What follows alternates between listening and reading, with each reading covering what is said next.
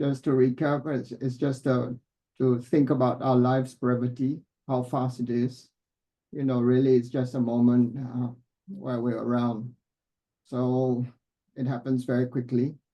And when you look back on the time, really, it's just like it just vanishes in a flash, almost like our momentary thoughts.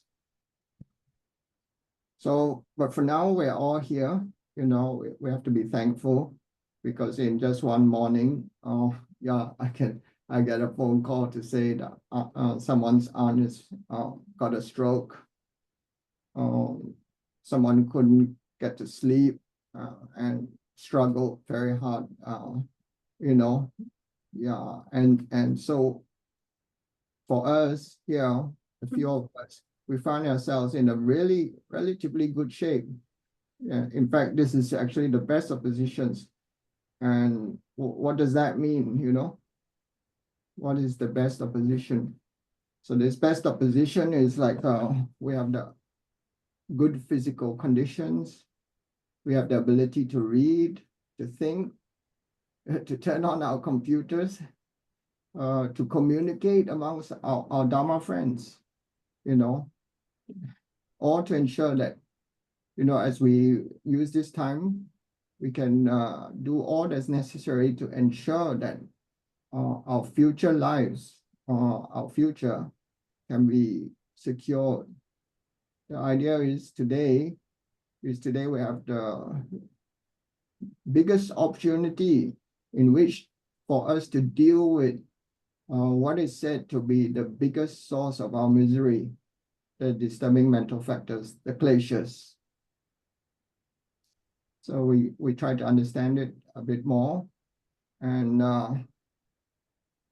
so, using this information today in our studies, we'll be able to understand the kleshas, how they arise, and also its causes.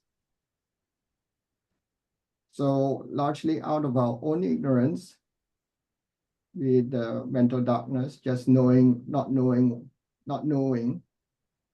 And then, of course, the other aspect of ignorance, which is the perishable view of the collections, the view of the transitory, the grasping of the self. So we got to understand that and how they allow these kleshas to thrive, to be part of our lives, but we need to end it. So really, we have to thank Rinpoche. We have to thank the center, the study center, and the people involved in helping to organize these study sessions. And we have to thank yourselves as well for coming. So from this today, we have this possibility to at least try and understand it. It's not an easy one. We try to understand, to study it, to learn it, to reflect on it. And it's easily lost, this topic. We can forget it through carelessness, through laziness, or just the strength of the eye. So at least today, in today's session, we set our motivation to do our best to try to learn about it, to learn, to study, to reflect and recollect all the points and ultimately put it into practice. Of course, we are also aspiring miners. Basically, we're trying to achieve bodhicitta. And what is it about bodhicitta? So we take the time to cultivate the idea that all sentient beings are our dear mothers. They are all in the same boat, through as a result of the karma, as a result of the kleshas, sufferings occur. So many don't have this privilege like us to be able to taught, to be able to understand what Rinpoche has piously taught us through these years. And most of us are, in fact, even with having been taught, we're also negligent of the fact of the negative effects of the kleshas and the karmas on our lives. So again, we need to take this time to help ourselves, to help others, to remember the kindness of our dear mothers to us, and how lost most of us are in the ocean of samsara's sufferings. And our goals of today's studies also involves increasing our capacity and abilities to help them. So we'll take about a minute or so to reflect.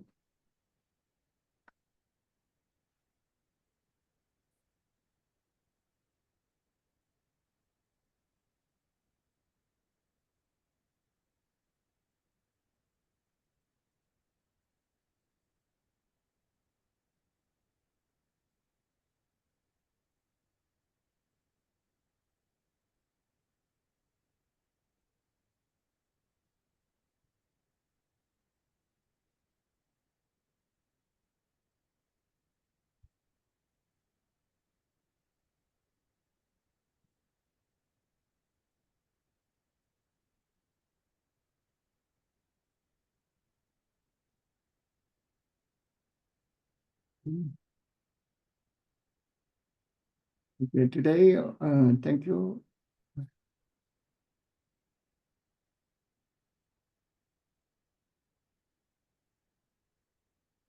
Thank you, everyone. Today, okay, we've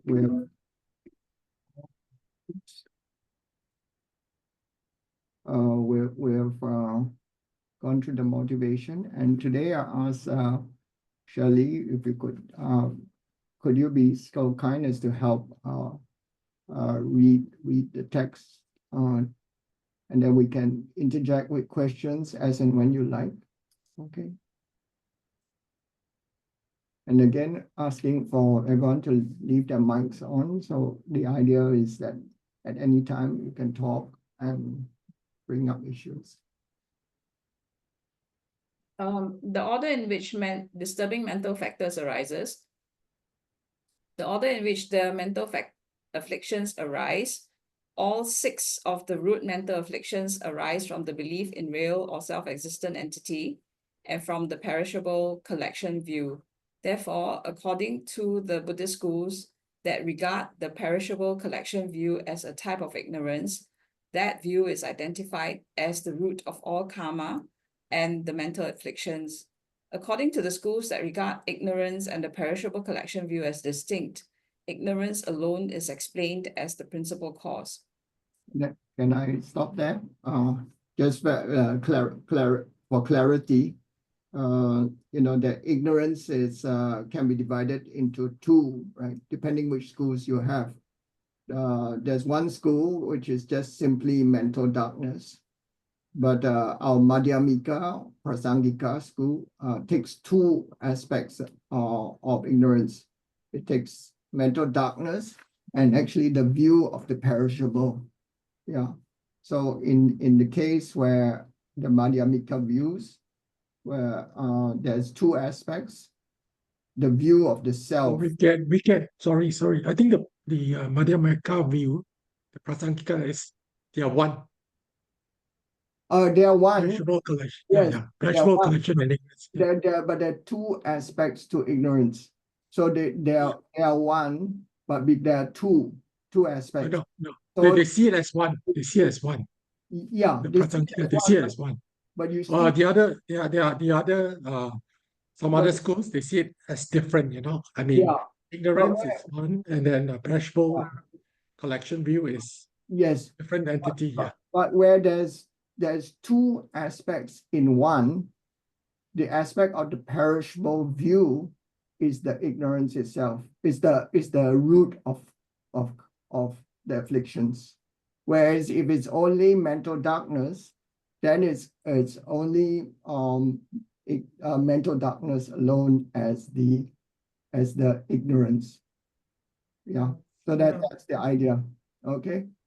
Anyway, I think to save time, I think maybe we need to go back and read itself, but it will be all stated there. But I'm just reading it aloud here from these texts from Liberation in Our Hands.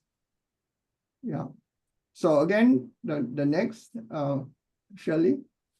The position of the Madhyamika Prasangika school is that the perishable collection view is the root of all the other mental afflictions. Moreover, this view has two forms, conceptual and innate.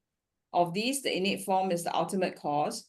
The innate form of the perishable collection view also has two aspects, belief in the self-existent I and belief in the self-existent mind. Of the two, the belief in the self-existent I is more fundamental. Okay, so again, the view of the I, there's two description. There's one which is like, how do you define the I? And Rinpoche talks about when you frighten yourself, and the idea is that the I comes out strongly. Then there's another one whereby another view of the I is the belief in a self-existing mind. So when you say, oh, my body hurts, so the idea is that you seem to think that I own the body. I own the stomach, my body hurts, my stomach hurts. Yeah, so that's the idea. There's two concepts of it. If you ask me to explain it further, I think it takes time, needs a lot more studies related to this subject of the I. But anyway, so thanks, Shirley. Okay, the order in which disturbing mental factors arises. This belief arises, for instance, when someone says something good about us.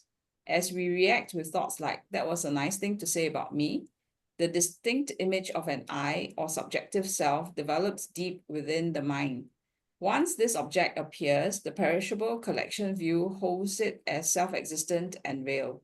Then we perceive such a self as the enjoyer of what we experience. This causes us to develop attachment toward the self and animosity towards others. We also generate desire toward those who benefit us, anger toward those who harm us, and ignorance toward those who we consider as neutral. This is described in the following verse from the extensive treatise on knowledge. When there is a self, the conception of other will occur. The distinction between self and other beings and other brings attachment and hatred. Through being completely entangled with these, to all adversity comes into being.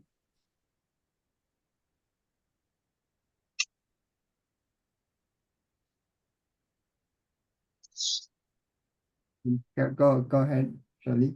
The order in which the introduction to the middle way similarly states, seeing with the mind that all mental afflictions and adversity without exception originate from the perishable collection view.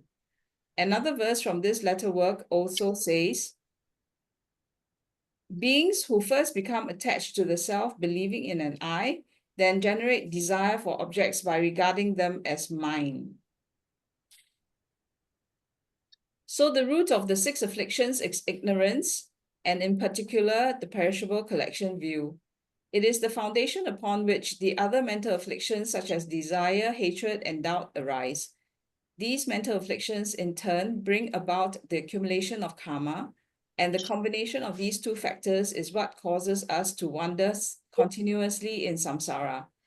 The root of samsara then is the innate belief in an independently real self, a form of ignorance known as the perishable collection view. Therefore, if we want to permanently abandon all the mental afflictions, we must strive to generate the antidote to the erroneous belief that the self and other entities are self-existent. And the antidote to this ignorance is the wisdom that realizes all entities are not self-existent. The wisdom that realizes entities are not self-existent is like a singularly pure medicine that has the power to cure 100 different illnesses. As the 400 verses declares, therefore, by destroying ignorance, all the mental afflictions are destroyed.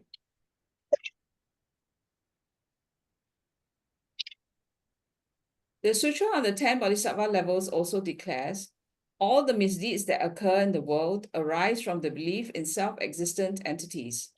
They are not committed by those who rid themselves of this belief.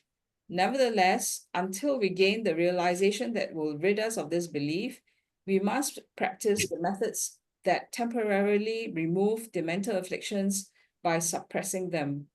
An important element of this practice involves putting a stop to the causes of the mental afflictions. Okay, thank you, Shirley. Thank you. Yeah, so again, the whole idea is that the kleshas arise out of this ignorance, whether it's mental darkness or the view of the transitory. The concept is that the idea of the I comes, the idea of the kleshas come from the I. Yeah. Yeah. Again, I'm only reading out from the Liberation in Our Hands, or Shirley's reading. It's not to say I fully grasp the idea where the kleshas come from, but this is how it's taught. So, so this is the order in which the disturbing mental factors arise. So it's the view of the perishable or ignorance, and then the kleshas. So, going forward, we start now with the actual main topic, which is the causes of disturbing mental factors. So again, what I've done is that today is to try to I've got the list of the causes from the Liberation in Our Hands. And what I did was to try to tie it back with the actual kleshas that arise and how it actually surfaces in us so that we can identify it. I mean, most of us are already quite used to the idea of anger, quite used to the idea of attachment. So we don't need to really talk so much. I mean, we don't really need to study it. We already know it, yeah. So again, before we go to the next slide, just want to ask questions. Does anyone know what the 6 listed causes are? Can I try? Can Yes, I give the please, result? of course. The causes, well, number 1 is the basis, which are the seeds. Number 2 is the object. Number 3 is the social interaction. Number 4 is discourse. Number 5 is habit. And number 6 is attention. Okay, lovely. So again, easy to enumerate, but difficult to more difficult to really go into it in details. And what's even more difficult is how to get rid of it. Yeah. So again, today's topic, what I've done is, again, we will go through each individually. Some of the kleshas that arises come out from more than one of these objects, one or more of these causes. Some are only particularly from, say, for example, interaction. Some comes from incorrect attention. So it varies, okay? So okay. So I think, thank you, Tajun. That's correct. And again, I also plugged another one. The order is slightly different from Guntang Jampayang. It says the 6 causes, the seeds, the objects, inappropriate attention. The first 3 are put together. They encourage, the first 3 delusions will arise. The last 3 are conditions that encourage its development and increase. So that comes from Treasury of Phenomenology by Subandhu. Okay. Sorry if it sounds all so very theoretical, but again, that's the, okay. So again, what is basis? But that list we get is very different to, because I wrote down what June said, and I see it's not the same items, right? This is the one from like Or from June. Okay. Liberation in Our Hands. Okay. This is the one by Guntan Jampayang. You know, I just left that slide a bit longer, but actually we refer to this, the author of this. Okay. So we're going through these ones, right? Yeah. So Okay. again, very important. What is basis?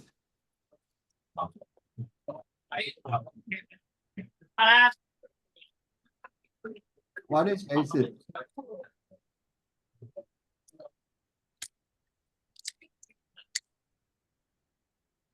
Okay. Okay. I think basis in No this, sourdough. hello, auntie. Seeds are sourdough. Okay. Anyway, okay. The first one really is the seeds. I think Shirley, could you help to read this one? Because this comes from Liberation in Our Hands. Okay. The basis for the arising of their mental afflictions is the existence of their seeds. That is, their latent capacity to arise again. For instance, if we are unable to remove the seed of an illness, even very insignificant factors such as the wrong kind of food will cause it to arise again. Similarly, because of the existence of the seeds, mental afflictions will immediately arise in our mind whenever the appropriate conditions are present. This is the sense in which the mental afflictions are said to have a basis or potentiality for coming into being. Thank you, Shirley. So I think we go into some of the discussion. So seeds are what Rinpoche says is similar to what can be described as klesha imprints. It's important to note that actually klesha imprints are different from karmic imprints. Yeah. So the karmic imprints are like you know, in the results of karma, you have the second form of the result, which is action similar to the cause and the conditions similar to the cause. Yeah. Whereas the seeds are different. They are aspects that strengthen your kleshas, seeds. So again, I plucked out again. What's Can I ask a klesha imprint? So again, this is another word used for seeds, basis. Okay, so you just have to understand that actually seeds are klesha imprints. They're different in terms of the results of a karmic imprint. Yeah. Can I ask a question? This one, yeah, isn't it also there's karmic imprints involved? Because you know we for the kleshas to arise, you know, it's like a rapid. You know, we rather experience similar action similar to the cause. You know, so like in the karmic parts, in the 10 karmic parts, we also have the greed, ill will, and wrong view. For instance, you know, of course there are more other kleshas involved. That's just the main. So you see the greed, there'll be the repetition of the greed too. Those are, isn't it considered also karmic imprints? actually, I mean, it's klesha imprints, that's klesha imprints, yes. But aren't there also karmic imprints? Are there, yeah.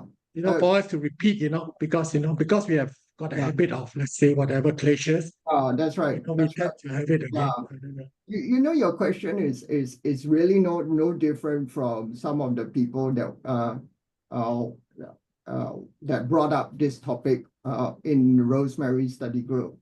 And Rosemary was quite adamant that they are different. And then there was a whole load of discussions about why it's different.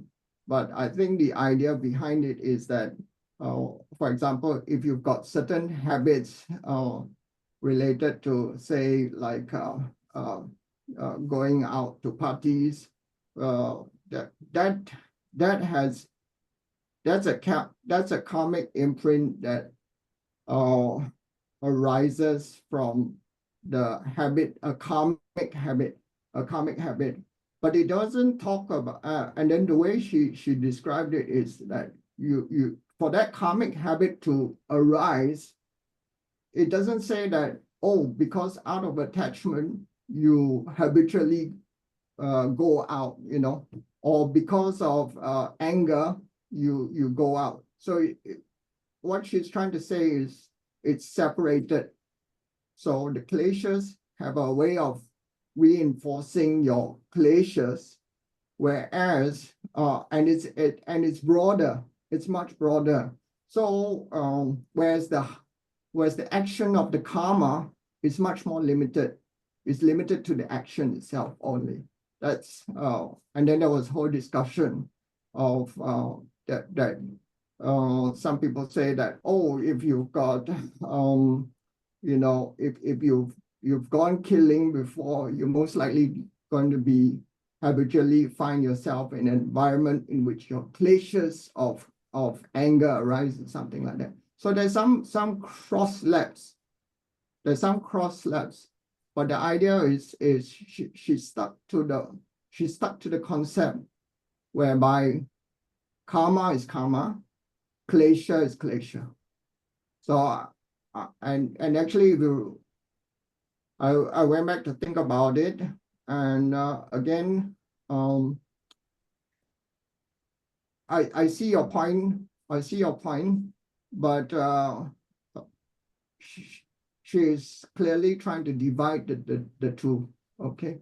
Can So I that's just add what is in the transcript by Rinpoche regarding this? Look, Rinpoche, yes, I mean, like what you were just mentioning just now, Wikiet, about Rosemary being adamant that, you know, it's different. Rinpoche puts very few words, actually. The first of the 6 causes is the basis. This is the name that Asanga has given to the seeds of the kleshas. For example, when you have a certain disease, but you do not discard the disease entirely, it remains in a latent state within yourself, then even some insignificant factors such as getting a cold or eating something wrong can cause the disease to flare up and you can get sick again. So similarly, if you have not discarded the seeds of the kleshas, then whenever the conditions for the kleshas to manifest come together, they will flare up in you.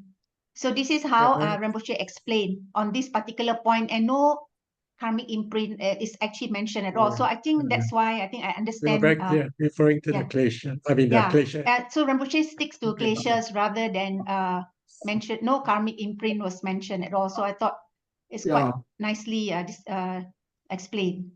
Again, you know, if you have the kleshas of say anger in you, you know, you could be triggered by so many things. One moment you're angry with say, oh, your child went and did something wrong, you know, you got angry with that. But then there's another aspect that triggers off your anger in another form. So that is separate, you know, those are karmic consequences of that. Yeah. Okay. So again, after that, I went into looking at because kleshas are quite well described in the 4 Area Truth, right? So I plucked out these things which defines more our being, how do you say, that out of the kleshas, composite phenomena arises. Composite phenomena is like ourselves. So again, I put the definition here. True sufferings, Shirley, can I ask you to help? Start from the top. No, from the second one, please. Definition of true sufferings. True sufferings are defined as being contaminated effectors, composite or impermanent phenomena that are mainly produced by the causes which are true origins. Sentient beings are the results of kleshas. Due to this, we continue to turn in samsara within the three realms. Seeds are reinforced by repeated indulgence in those kleshas, and at the time of death, our propelling karmas are activated by the two kleshas that are craving and grasping. Thank you again.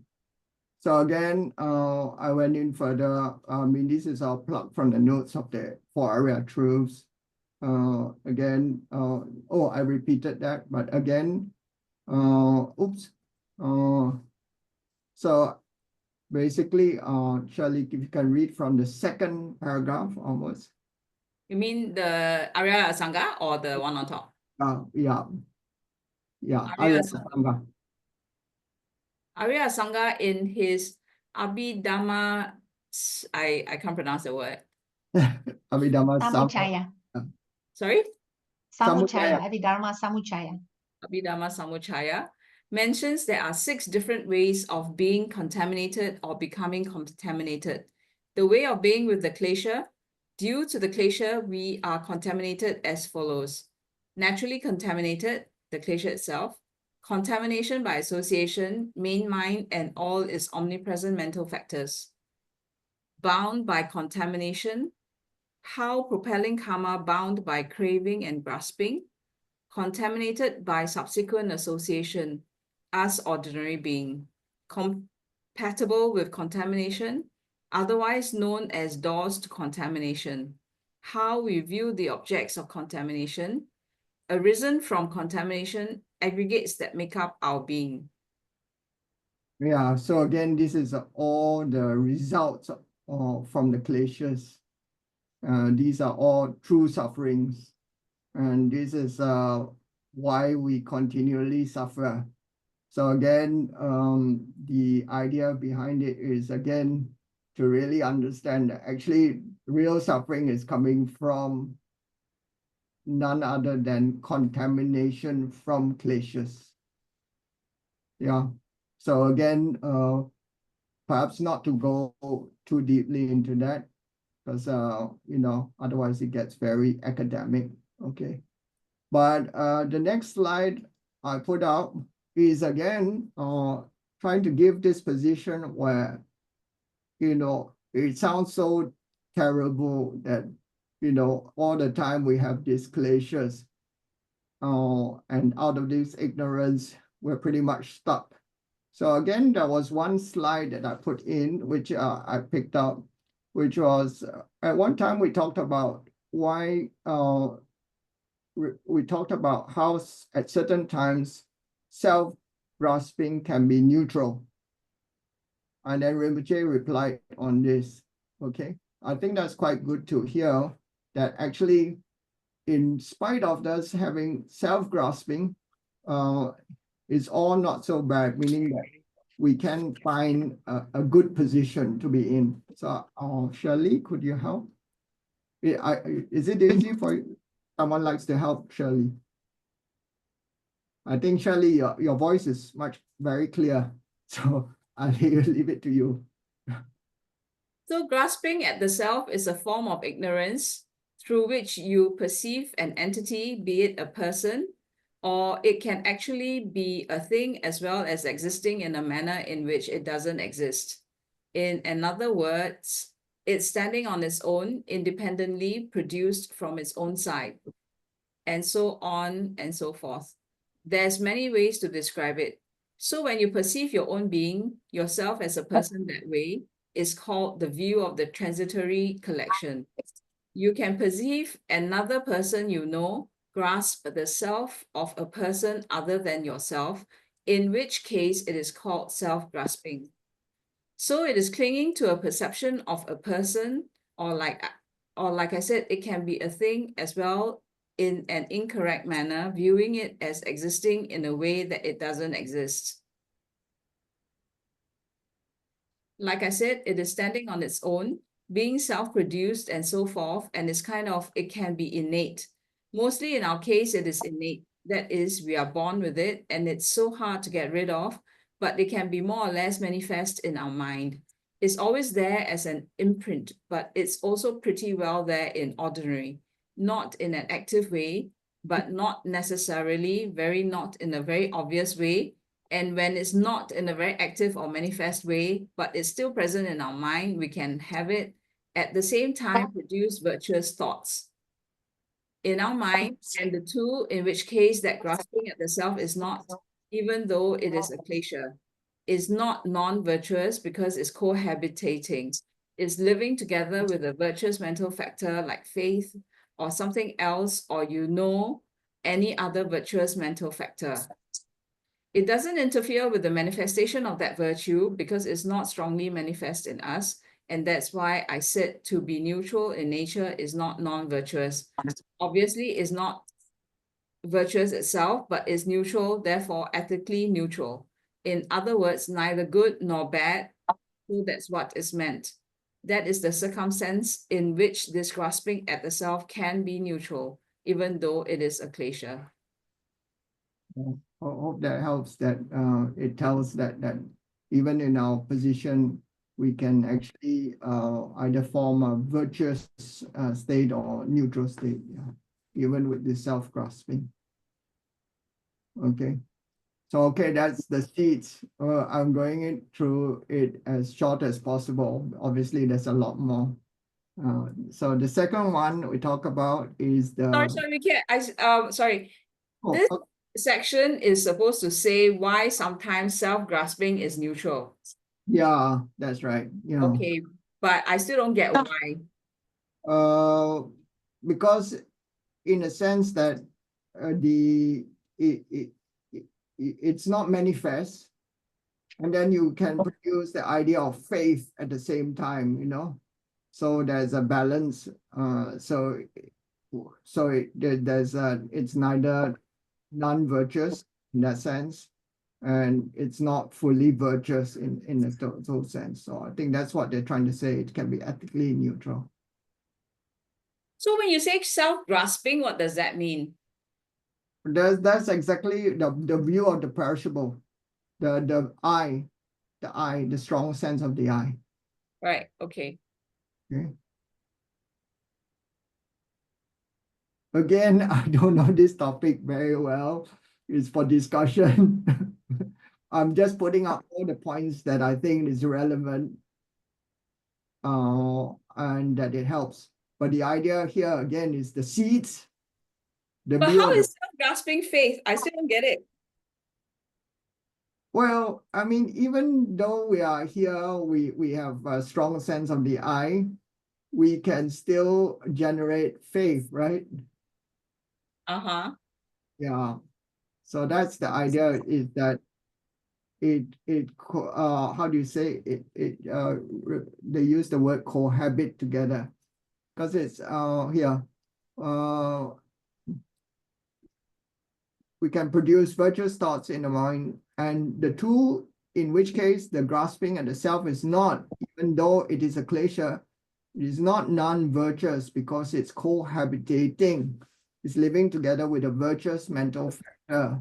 So basically, what it's trying to say, if I'm not wrong, is that if you have a negative and a positive, and it will neutralize, right? But we actually can have a neutral state. So actually the self-grasping, as long as it's not too strong, you can generate virtue in you. And that's what it's called, neutral. I think that's the idea. Yeah. So meaning that it's all not so bad, meaning that as long as your grasping of the self is not too strong, you can produce virtue. Yeah. Okay. I think the next one we go to is the objects. Yeah. Again, these are what triggers off the it's actually a very complex topic, because this is how, again, how the mind, the object itself is not contaminated, like I see Shirley, to you you're a friend, but to someone else maybe you're just a mother, to another friend you're not a friend, that kind of thing. So it also depends on, so the object is there. So this one is a little bit more complicated if you really go into it. But let's just go to the first, the way liberation explains it. Shirley, I ask you again for your help. The second factor that causes the mental afflictions to arise is a suitable object. The object can be attractive, unattractive, or it can take other forms as well. When we come into contact with such an object, a mental affliction will arise because we will not have abandoned its seed.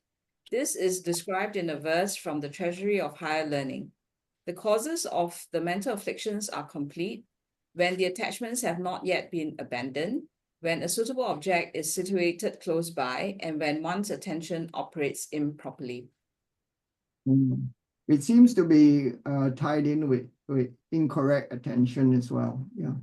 So I like the one from Guntan Jampayang, where he lumped in, they lumped in the incorrect attention with the first three, seeds objects. Dear Shirley? Therefore, we must make every effort to distance ourselves from such objects. One of the reasons that monks and nuns stay in monasteries and hermitages is that they can separate themselves from unsuitable objects. For the time being, at least, those of us who are novice practitioners can best avoid generating the mental afflictions by not letting ourselves see such objects. Therefore, we should do everything we can to keep away from them. Anyway, this whole thing about keeping away is also quite unrealistic lah. I mean, to be honest, if we were to live our life completely away from everyone, I find that quite depressing anyway. So again, I put in this next slide again, because I'm trying to move on to this topic where actually you don't have to live alone. You don't have to live without ignoring everything. But again, this is plucked out from what's the name? Foundation of All Excellence. Okay. So it says here, with watchfulness, conscientiousness, remembrance, drawn from that pure aspiration, bless me to make the vows of personal liberation the heart of my practice for the root of the teaching, So again, the main thing here is the conscientiousness part. I think that was the thing that I put in that slide. So Shirley, go ahead. I think this was a discussion. So how to deal with carelessness? So obviously, Sorry, Shirley, interrupt a bit. I think I misplaced the slides and all. So again, the idea behind it. Sorry, Shirley, I interrupt you because I should it's okay. saying something first. So conscientiousness again. What is the opposite? What's the opposite of conscientiousness? Carelessness. Yeah, exactly. So the idea behind it is that part of our problem is actually being careless. Yeah. So again, carelessness is because of carelessness, we cannot be conscientious. Yeah. Go ahead, Shirley. So how to deal with carelessness? Obviously, think it's in the section on conscientiousness.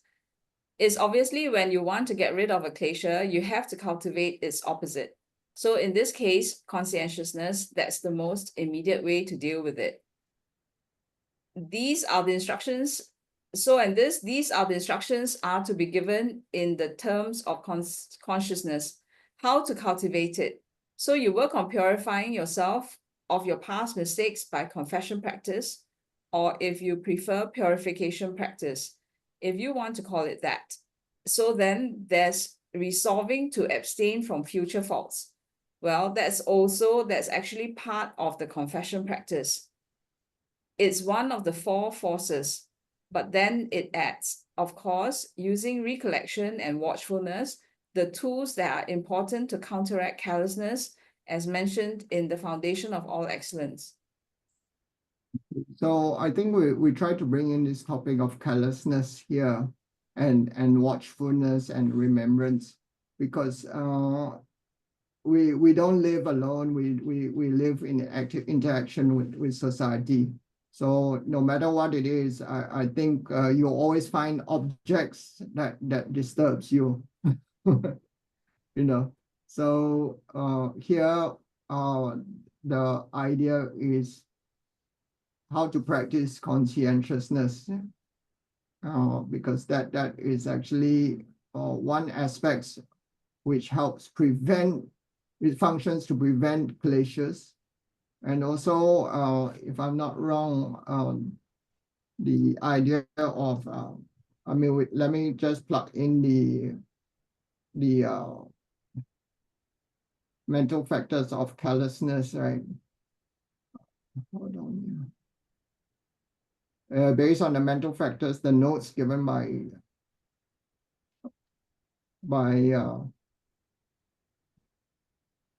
Rosemary, again, deriving from attachment, anger, ignorance, and laziness, is a lack of cultivation of virtuous phenomena and lack of guarding the mind from contaminated phenomena, carelessness. And so it functions to increase non-virtue and decrease virtue. So again, this is a very clear mental factor that brings about kleshas. So you need also,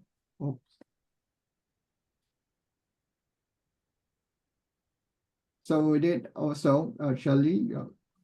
So watchfulness also allows you to avoid engaging in wrong conduct, always engaging and watching our minds, seeing whether it is consistent with the motivations we set ourselves in the beginning of the day. You're aware when you've done something wrong and you can purify yourself of it. Bring to mind Lord Atisha, who stopped his whole entourage to perform a purification practice. Recollection is also active here, goes in a pair with watchfulness. Synonym, vigilance. Ways in which to counteract carelessness. Yeah, okay. So these are notes I plucked out, from the study sessions, and also the notes from the table of disturbing mental factors. Yeah. Okay. So go ahead, Shirley. Carelessness, anything in the mind stream of a non-Arya, ordinary being, is contaminated. Uncontaminated phenomena, therefore, are whatever belongs to the mind stream of an Arya. In the phrase, guarding the mind from contaminated phenomena, the later are the kleshas themselves and their objects. Example, Okay. forms, smells, taste, etc. For the carelessness. Oh, hold on. Sorry, Shirley. Just stop there, if I may. So again, I don't know how many of us are Aryas here, or but again, I most definitely fall under the category of a non-Arya. So there's definitely a lot of contamination. So again, guarding the mind from these contaminated phenomena is probably our work here. So in this one here, I plucked out from what Rinpoche taught about the mental factors in Bordeaux. Okay. Go ahead, Shirley. This is a quote from Rinpoche. Carelessness is always present when any disturbing factor arises. Carelessness is a great obstacle for us. When we are practicing virtue, if we are drawn to a contaminated phenomenon and cannot guard ourselves from it, it's due to carelessness. So again, I will bring up this topic a bit later as well, but the whole idea is that actually carelessness occurs even before your main kleshas arises, meaning that due to carelessness, your anger arises. Due to carelessness, your attachment arises. So again, it's funny because this was actually found as a secondary disturbing mental factors, right? But it seems, and Rinpoche has clarified this as well, to say that it actually can precede the actual kleshas itself. So for us, well, for me, if I can deal with carelessness, God knows how.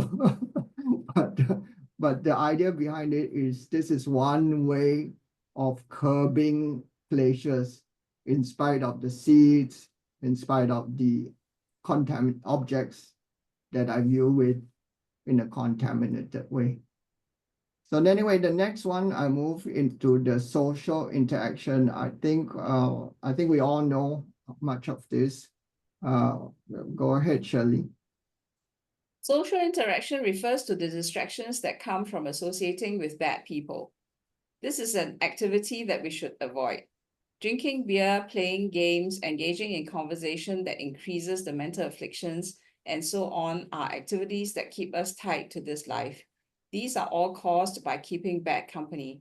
Therefore, we should not listen to such people, and we should not let ourselves become influenced. If we fall under the influence of a bad person, we will generate the mental afflictions and engage in improper activities. Recite the story found in Liberation in Our Hands about the person who drank versus the person who did not. Yeah, I put it in here. I mean, basically what it says was that the one person was a beer drinker and then he moved to meet some geshes and he stopped drinking. And then another one that was didn't used to drink beer, but who didn't drink beer, but suddenly found himself with beer drinkers. Yeah, and became so. So I think we don't need to read it so much, there's so much wording, but I think this is something we all can understand quite well, yeah. Yeah. So again, I tied it back to, again, some of the kleshas that arises. We've got excitation. We forget about the Dharma, forgetfulness. Shamelessness came into play. We're not shameful about it. But then again, I threw in this one called laziness because laziness is not a klesha, right?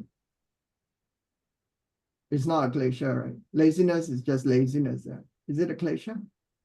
Be a klesha, I think. The klesha is a second klesha. Should be, yeah.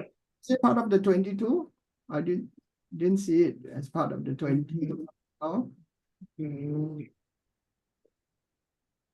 I think it's non-enthusiasm, right? Something like that.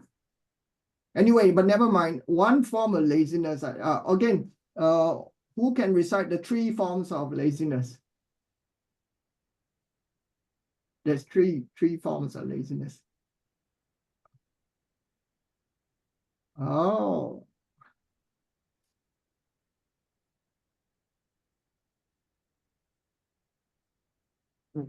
Anyone wants to try? One is actual laziness. One is actual laziness. One is very active in. I mean, you choose to be very involved in all this.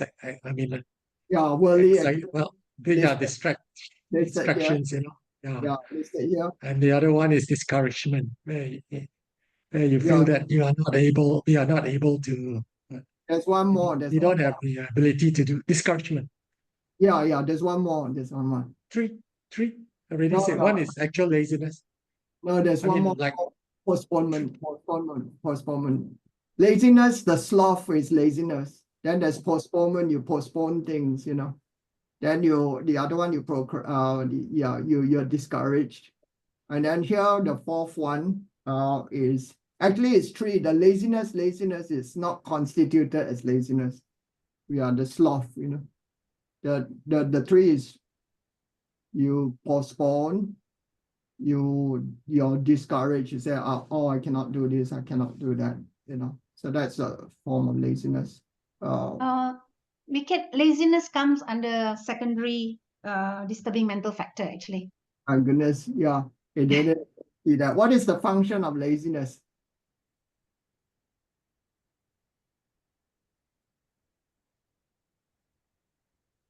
Yeah, it's helpful to know.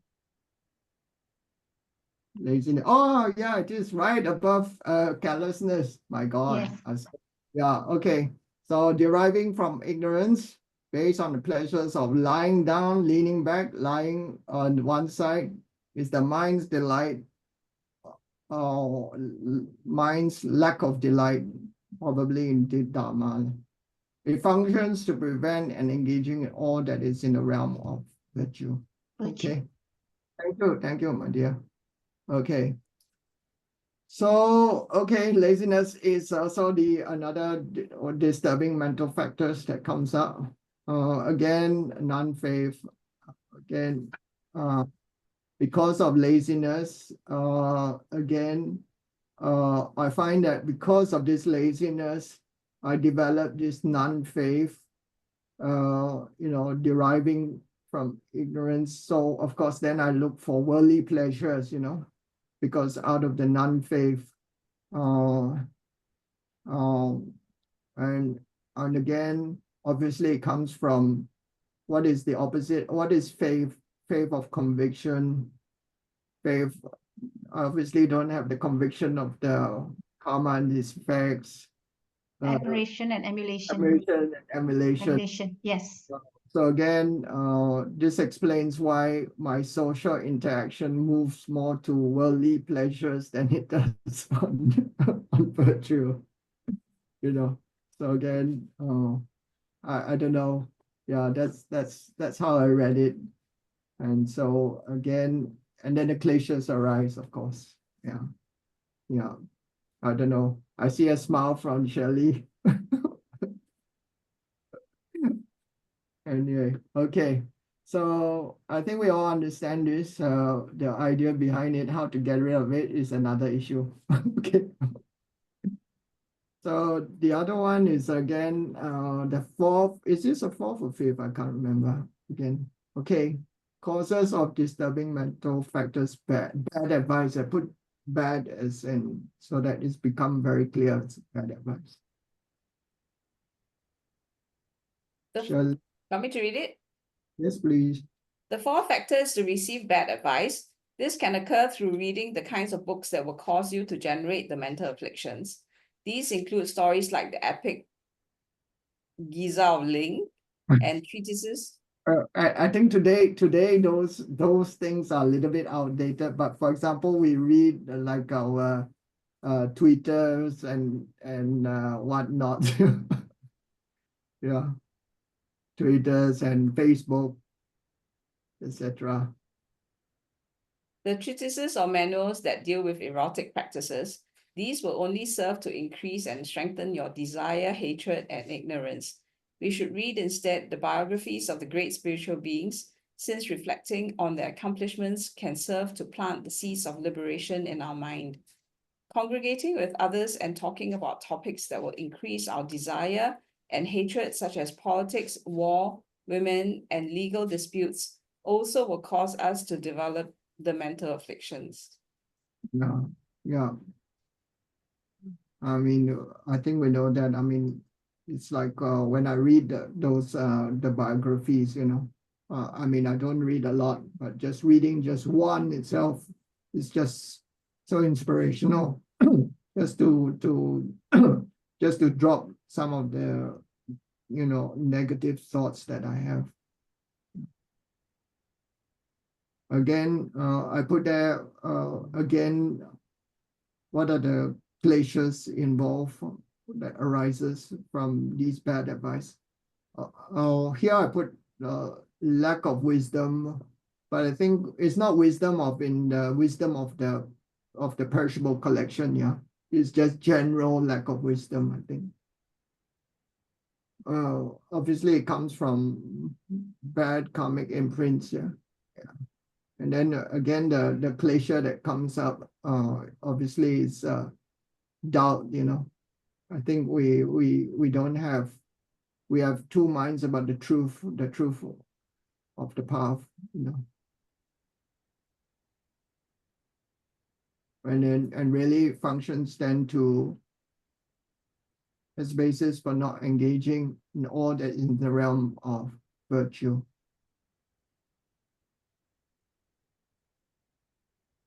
So anything more, anyone to add? Bad advice, bad teachings? I think, I mean, yeah, again, this is the idea, again, the main aspects that bring about the kleshas. So the next one, I think is the second last is the habit. We have two more. Shall I read it? Yes, please. As Shang Rinpoche said, impressions left by the mind's bad habits are like rolled up papers. That is, even when we are distracted, bad mental states like desire and hatred enter our mind spontaneously because we are so strongly accustomed to generating the mental afflictions.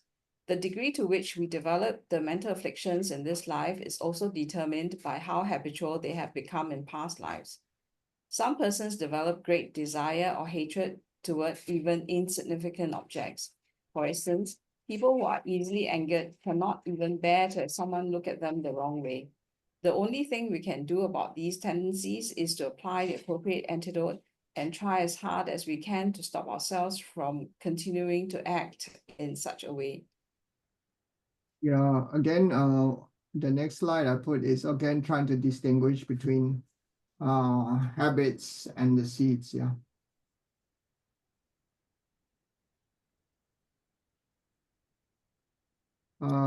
Habits strengthen the seeds of the kleshas. Yeah, I mean we went through that earlier, right? Stronger it is, the more frequent it arises. The stronger or more frequent, the more easily it arises.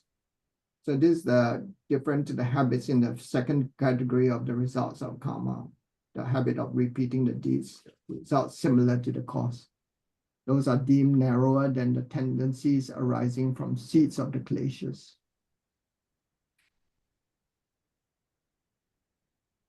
So Rinpoche said we can use that word klesha imprints, yeah, but effectively defining it as seeds. Okay, the last one, causes of disturbing mental factors, incorrect attention. Again, this is again related to objects. Yeah, I think, yeah, related to objects. Shelley? The sixth factor, attention, refers specifically to improper attention, which is the activity of repeatedly ascribing to objects the kind of qualities that lead us to develop desire, hatred, and the rest. An example of an object that produces desire might be a piece of clothing. Improper attention toward it would be to think again and again how nice its color is, how beautiful the shape is, how good the weave is, and so forth. A Yeah. typical object. That's again the attachment, yeah. Attachment. We do it all the time, right? Yeah.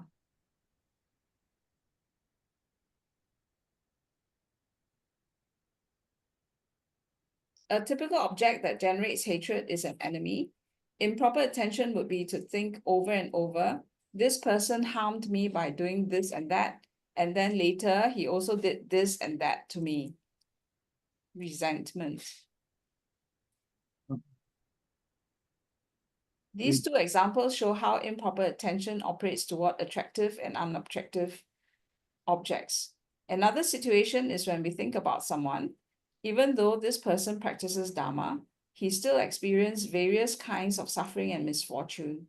So I don't believe there's such a thing as karma and its results, because we will develop some form of mental afflictions whenever the above factors are present. We must do everything we can to prevent them from occurring. If we don't apply any antidote, our mental afflictions will grow stronger and stronger. On the other hand, by applying antidotes, they will gradually diminish. Therefore, we need to cultivate antidotes to the afflictions. Again, here is like, I mean, I find the dangerous part is like we sow our own doubts,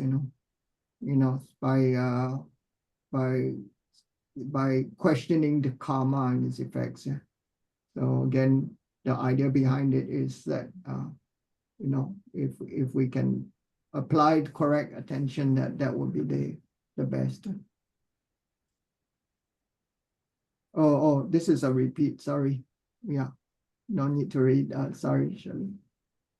I can't delete the slide because this one is not the paid account. So again, I brought up again carelessness here because again, with the incorrect attention, it arises out of carelessness. Yeah.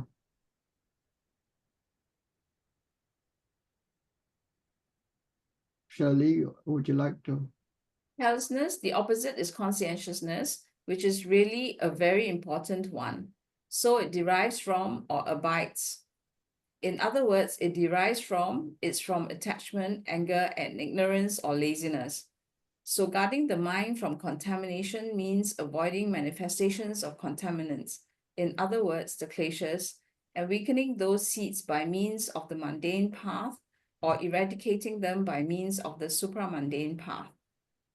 You need to know that seeing the benefits of conscientiousness and enthusiasm, and then rejecting laziness and relying on conscientiousness are the only ways to take full advantage of a life with freedom and fortune.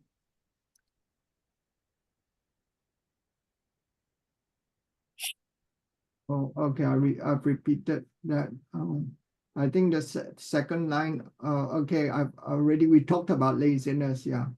So again, does it give rise to more kleshas? It gives rise to more carelessness. I think that's the idea. So again, there's this thing which Rinpoche said, it's impossible to feel attachment without first having carelessness.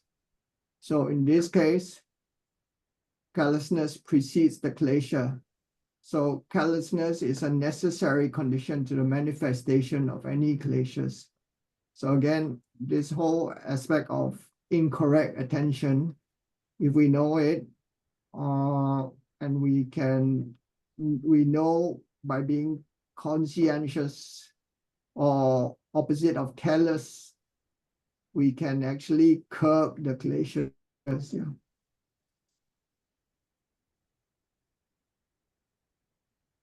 Again, this is just talking about the object and how we stop the kleshas from happening. So again, Shirley could maybe again, this for discussion. Yeah, it's just discussion. You see an object, but immediately you only look at the good side of things, but actually you never think so much of the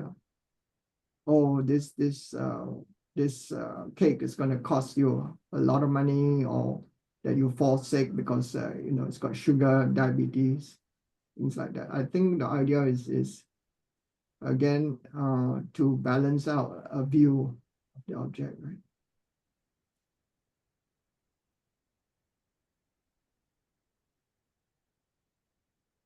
So again, here, what are the other kleshas that come into play? I also put the aspects of the views. Yeah. I think besides the perishable view, there are 4 other views. I think those are listed in the liberation. I think everyone can read, but the whole idea is that the view of the I arises, the kleshas. Extreme views are, what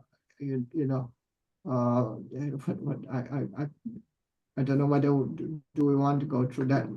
The idea behind it, no, I mean the views create these incorrect attentions as well. So don't want to go through that. So so as a whole, generally, kleshas. Here Rinpoche talked about it. I mean, again, it's impossible to feel attachment without first having callousness. Callousness is the necessary manifestation of any kleshas.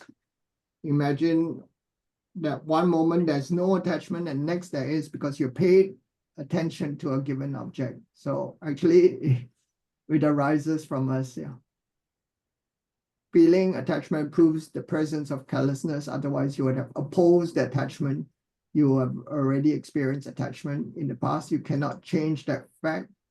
So he asks us, time to look about the future, because otherwise we keep turning in samsara. I mean, we must know samsara is. I mean, you'll go through some good times and you'll love it, but actually. Not to forget that it's also the nature is suffering. So no matter what, at some point you have to suffer. So again, yeah. So we need to remember the negative consequence of kleshas and avoid its consequence. In other words, your conscientiousness, if you prefer carefulness, you cultivate the opposite. First know the aspects of conscientiousness, how to cultivate it, and then, you can then practice like non-attachment, non-hatred, non-violence, the opposites basically of the kleshas.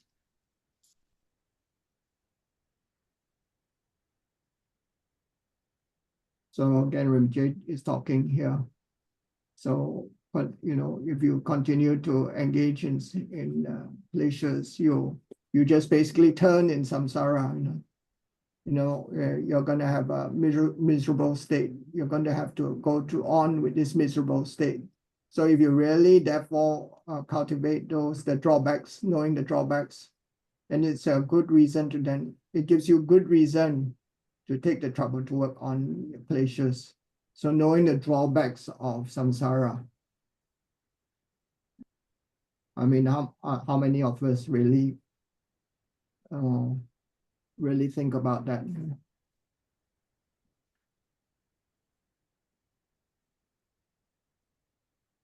So it really gives us really to understand the downsides, the very great downsides of samsara. So then I put in like conscientiousness, or I spelled it wrongly, but the idea behind it is, functions to cause the utter accomplishment and completion of all forms of mundane and supramundane excellence. Again, anyone want to distinguish between mundane and supramundane?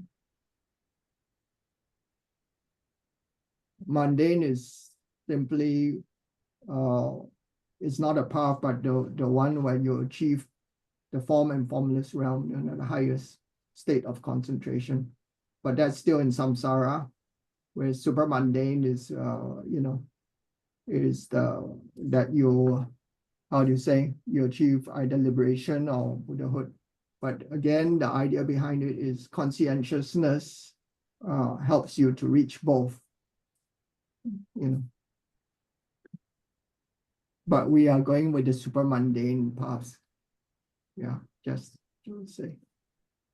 So functions to causing the attainment of all excellent accomplishment as yet unattained, and ensuring those attained don't decline. Then there's Staramati. I think they use this one of the texts they use. So again,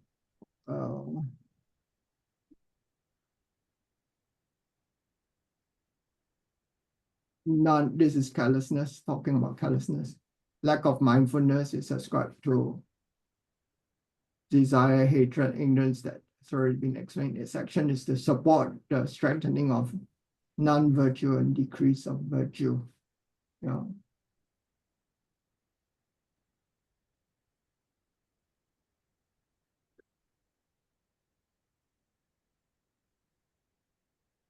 Oh, I think I seem to have put this again. We've talked about this, right? Any questions?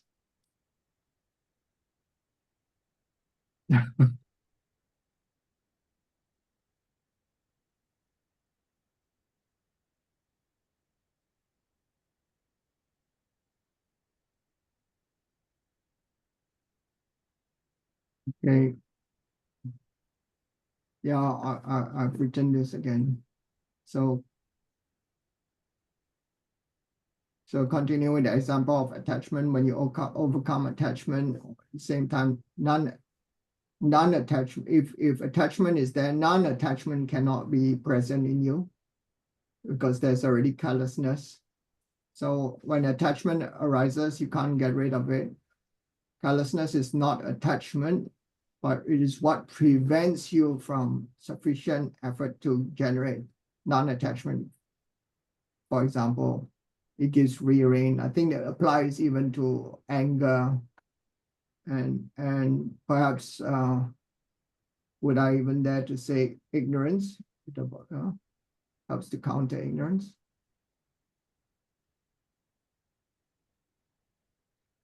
I think basically it's one of the ways in which we stop kleshas from going full blown, you know. I mean, it's very easy to be very caught up with our lives with non-virtuous things, you know. Like we want to binge on Netflix, we could do that forever, you know. Yeah, something like that. So I guess the whole idea is we need to understand it and want to stop it. Any more questions about it? Shelley? Anything?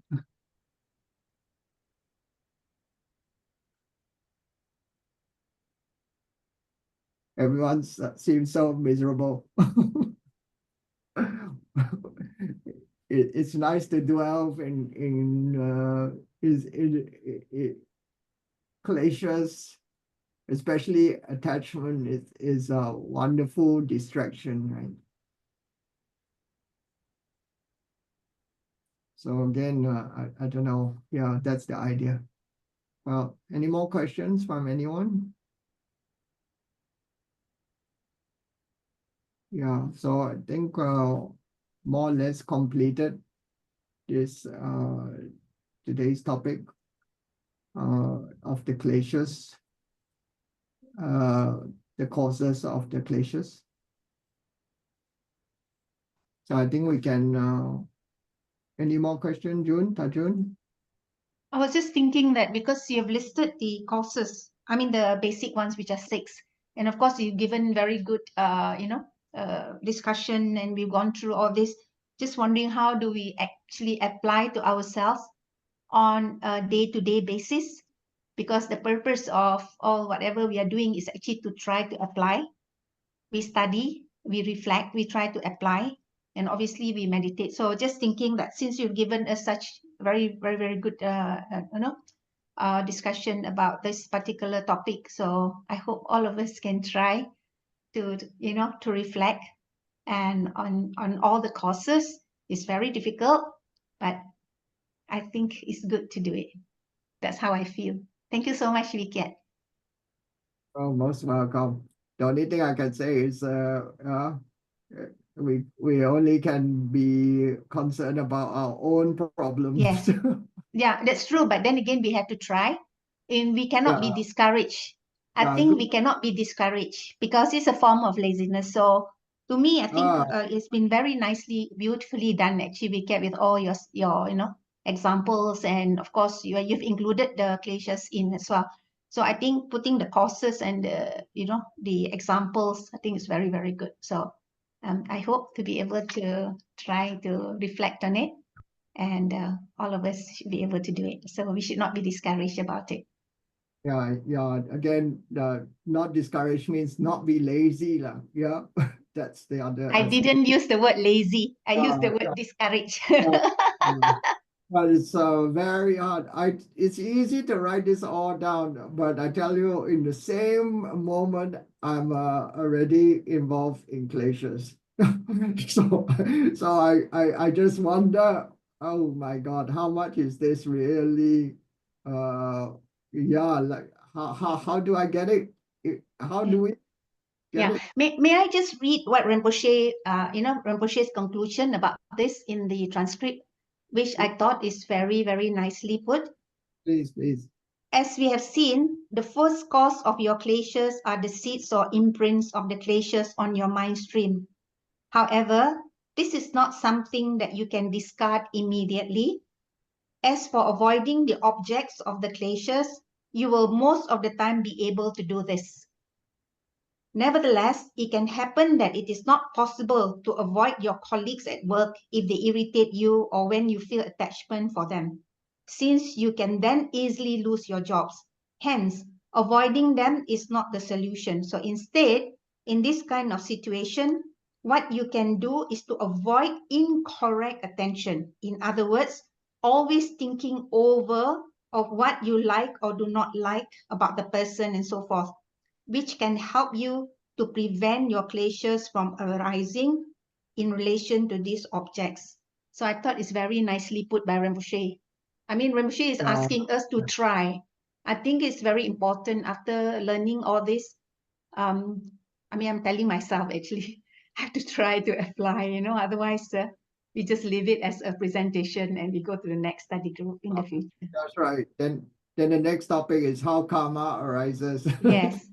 Yeah, then it becomes more, it's going to be more complicated actually. But I think this is very, very nicely put. Yeah. Yeah, that's nice. Okay. Okay. Well, anyway, I think any more questions? Any more ideas how to stop them? Anyone? Anyway, I think we all are now looking forward to our beautiful lunch coming up. So I think let's not go further. So I think we can now do the concluding part. We've done the motivation, we've done the studies. It was nice to have chatted. So I think Rimji usually talks about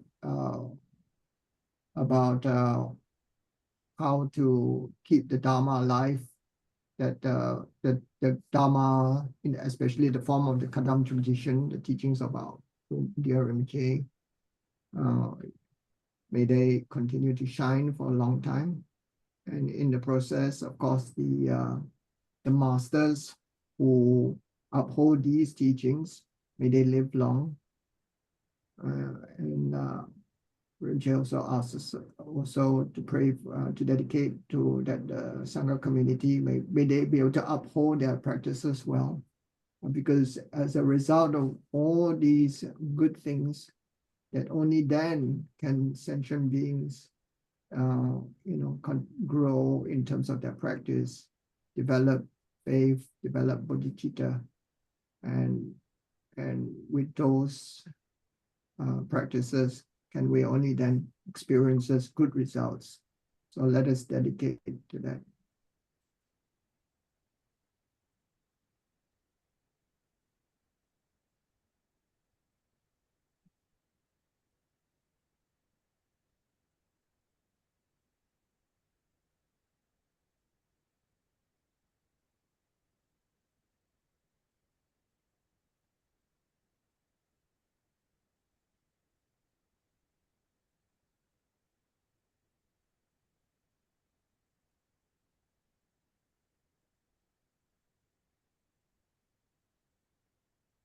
Okay, dear friends. Thank you very much. Thank you, Shirley, for helping with the read. Thank you. Thank Thanks, you. okay. Thanks, everyone. Thank Thanks, you. Vivian. Thanks, everyone. Thank you. Thank Bye. you. Bye. Thank you. In case some people don't join the next week session, Happy Chinese New Year. Thanks. Thank you. Thank Happy you. holidays. Bye-bye. Bye. Bye. Bye. Bye.